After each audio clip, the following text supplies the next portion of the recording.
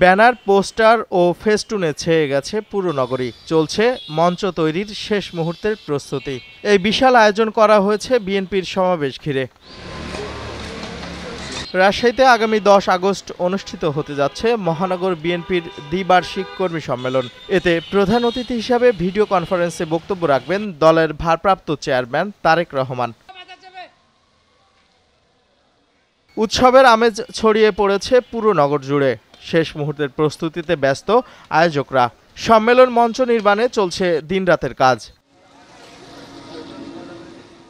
সম্মেলনে তারেক রহমানের বক্তব্য সবার মধ্যে যোগ করেছে বাড়তি আমেজ। দীর্ঘদিন পর সম্মেলন হয় মিলন মেলায় পরিণত হতে যাচ্ছে এই আয়োজন। মহানগরীর 7টি থানা ও 35টি ওয়ার্ডের কাউন্সিলর, ডেলিগেট ও নেতাকর্মী এতে উপস্থিত থাকবেন।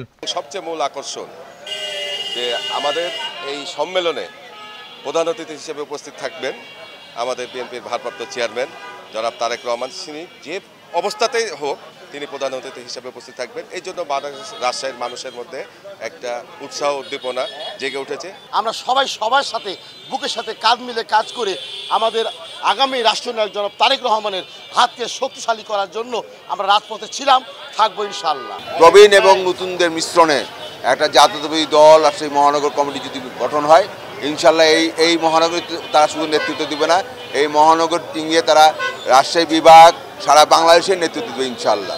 স্বৈরাচারের পতনের পরে রাজশাহীতে প্রথম একটি বিএনপির কর্মসূচি এবং যেটা আমরা বলছি সম্মেলন, অর্থাৎ কর্মী সম্মেলনে সেখানে আমাদের কাউন্সিল হবে এবং সেখানে গণতান্ত্রিকভাবে নেতা নির্বাচিত হবেন।